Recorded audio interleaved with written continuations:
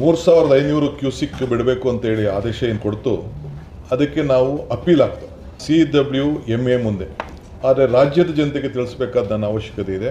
CWRC ಮುಂದೆ ನಮ್ಮ CNL MD ಅವರ ಜೊತೆಗೆ ಇಬ್ಬರು ಅಡ್ವೈಸರ್ಸ್ ಕೂಡ ನಾವು ಕಳಿಸಿರ್ತೀವಿ.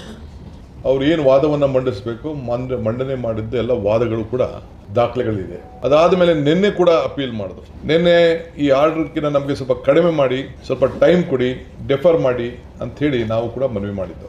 ಅವರಿಲ್ಲ, ನಿಮ್ಗಿನ್ನ ಜಾಸ್ತಿ ನೀರು ಬರ್ತಾ ಇದೆ, ನಮಗೆ ಬಿಡಬೇಕು ಅಂತೇಳಿ ತಮಿಳುನಾಡು ಕೂಡ ಭಾಳ ಪ್ರಬಲವಾದಂಥ ವಾದ. ಅವರು ಏನು ತೀರ್ಮಾನ ಕೊಟ್ಟಿದ್ದಾರೆ, ನಿಮಗೆ ನಾವು ಕೊಟ್ಟಿರೋದೇ ಕಡಿಮೆ, ನಿಮಗೆ ಪ್ರತಿದಿನ ಇಷ್ಟು TMC ಒಳವರೆಗೂ ಬರ್ತಾ ಇದೆ, ನಾವು ಯಾರು ಮುಚ್ಚಿಡಕ್ಕಂತೂ ಆಗಲ್ಲ. ಸೊ ಈಗಾಗಲೇ ಹಾರಂಗಿ 95%, ಕಬಿನಿ 83%, KRS 36%, ಹೇಮಾವತಿ 67%, ಇಷ್ಟು ನೀರು ಇದೆ.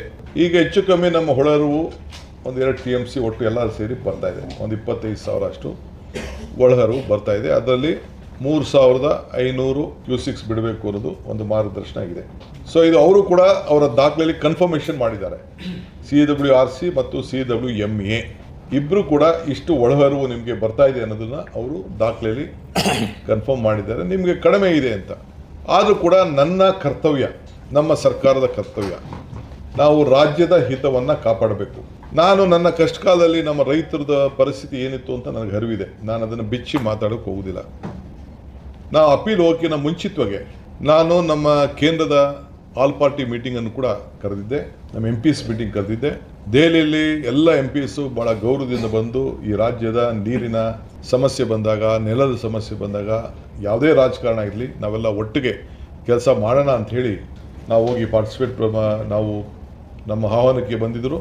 ಅದಕ್ಕಿಂತ ಮುಂಚಿತವಾಗಿ ನಾನು ಪ್ರಹ್ಲಾದ್ ಜೋಶಿ ಅವ್ರ ಹತ್ರ, ಕೆಲವು ಎಲ್ಲ ಸಂಸದರ ಹತ್ರ ಕೂಡ ನಾನು ಮಾತಾಡಿದ್ದೆ. ಅವರು ಕೂಡ ಬಂದಿದ್ದರು.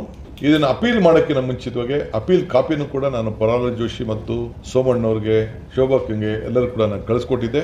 ಅವರು ಕೂಡ ಅವರ ಪ್ರಯತ್ನವನ್ನು ಅವರು ಮಾಡಿದ್ದಾರೆ. ಭಾಳ ಪ್ರಾಮಾಣಿಕವಾಗಿ MPs ಹತ್ರ ನಮ್ಮ ಹತ್ರ ಎಲ್ಲ ದಾಖಲೆಗಳನ್ನು, ಮಾಹಿತಿ ಎಲ್ಲ ಪಡ್ಕೊಂಡು ಅವರು ಕೂಡ ಸೆಂಟ್ರಲ್ ಮಿನಿಸ್ಟರ್ ಮೇಲೆ ಏನು ಒತ್ತಡ ತರಬೇಕು ತಂದಿದ್ದಾರೆ.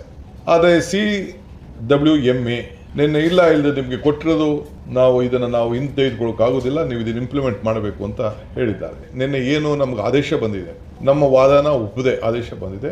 ಇದ್ರ ವಿಚಾರ ಚರ್ಚೆ ಮಾಡಲಿಕ್ಕೆ ನಾನು ಆಲ್ ಪಾರ್ಟಿ ಲೀಡರ್ಸ್ನ ಕರೆಸಿದ್ದೇನೆ, ಆಹ್ವಾನ ಕಳಿಸಿದ್ದೇನೆ.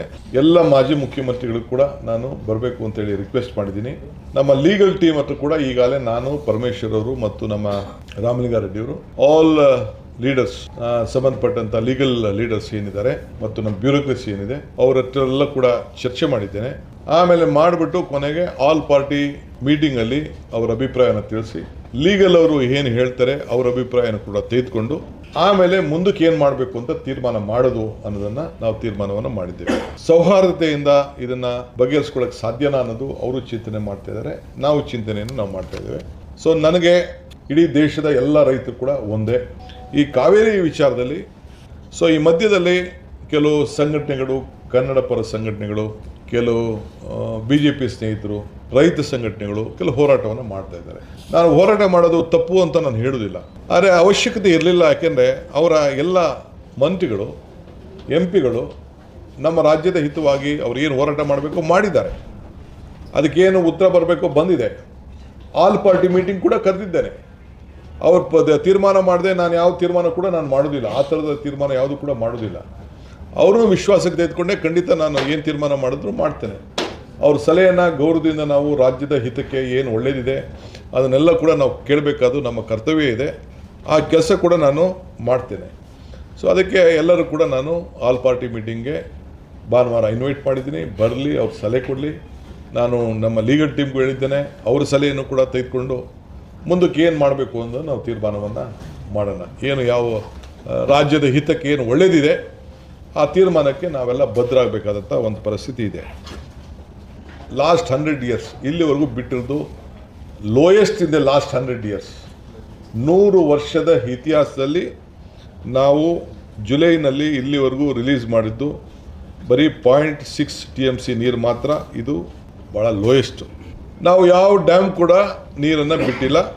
ಇದು ರೆಗ್ಯುಲರ್ ಫ್ಲೋ ಅಲ್ಲಿ ಹೋಗಿದೆ. ಬೆಂಗಳೂರಲ್ಲಿ ಬಿಟ್ಟ ನೀರು, ಬೇರೆ ಕಡೆ ಮಧ್ಯದಲ್ಲಿ ಬಿಟ್ಟ ನೀರು ಅಲ್ಲಿ ಹೋಗಿ ತಲುಪಿದೆ.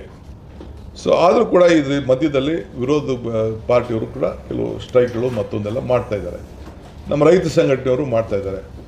13ನೇ ತಾರೀಕು ಬಂದು ಕೂಡ ಅಂತ ಮಾತು ಕೂಡ ನಾನು ಕೇಳ್ತಾ ಇದ್ದೀನಿ. ನಾನು ರಿಕ್ವೆಸ್ಟ್ ಮಾಡ್ತಾಯಿದ್ದೀನಿ, ಇದೆಲ್ಲ ಅವಶ್ಯಕತೆ ಇಲ್ಲ. ನಾವೇ ನಿಮ್ಮ ಪರ ಇದೆ. ಈ ಬಂದಿಂದ ನಿಮ್ಗೆ ಯಾವ ಪರಿಹಾರ ಕೂಡ ಸಿಕ್ಕುವುದಿಲ್ಲ. ದಯವಿಟ್ಟು ಇಂಥ ತೀರ್ಮಾನಗಳನ್ನು ಮಾಡಬಾರ್ದು ಅಂತೇಳಿ ನಮ್ರತೆಯಿಂದ ಸರ್ಕಾರದ ಪರವಾಗಿ ನಾನು ಮನವಿ ಮಾಡ್ತೇನೆ. ಇವತ್ತು ತಮ್ಗೆ ನಾನು ಇನ್ನೊಂದು ರಿಕ್ವೆಸ್ಟ್ ಏನಂದರೆ, ನನಗೆ ಚೀಫ್ ಮಿನಿಸ್ಟರ್ ಕೂಡ ಬರೋರಿದ್ದಾರೆ. ನಾನು 3ನೇ ತಾರೀಕು ಬರ್ತೀನಿ ಅಂತ ಹೇಳಿದ್ದಾರೆ. ನಾನು ಒಬ್ಬ ಚೀಫ್ ಮಿನಿಸ್ಟರ್ ನಮ್ಮ ಹತ್ರ ಬಂದು ಚರ್ಚೆ ಮಾಡ್ತೀನಿ ಅಂತ ಹೇಳಿದಾಗ, ರಾಜ್ಯದ ಹಿತಕ್ಕೆ ಚರ್ಚೆ ಮಾಡಿದಾಗ, ಈಗ ಹೊಸ ಚೀಫ್ ಮಿನಿಸ್ಟ್ರು ವಿಜಯ್ ಅವರು ಬರ್ತೀನಿ ಅಂತೇಳಿ ಅವರ ಟೀಮ್ ಲಿಸ್ಟೇ ಕಳಿಸ್ಕೊಟ್ಟಿದ್ದಾರೆ. 5-6 ಜನ ಮಿನಿಸ್ಟರ್ಸು ಬರ್ತೀವಿ ಅಂತೇಳಿ ಅವರು ಕೂಡ ಹೇಳಿದ್ದಾರೆ. ಸೊ ಅವರು ನಾವು ಫೋನಲ್ಲೂ ಕೂಡ ಈಗಾಗಲೇ ನಾನು ಹೇಳಿದ್ದೇನೆ, ಮಾತಾಡಿದ್ದೀನಿ ಅಂತ.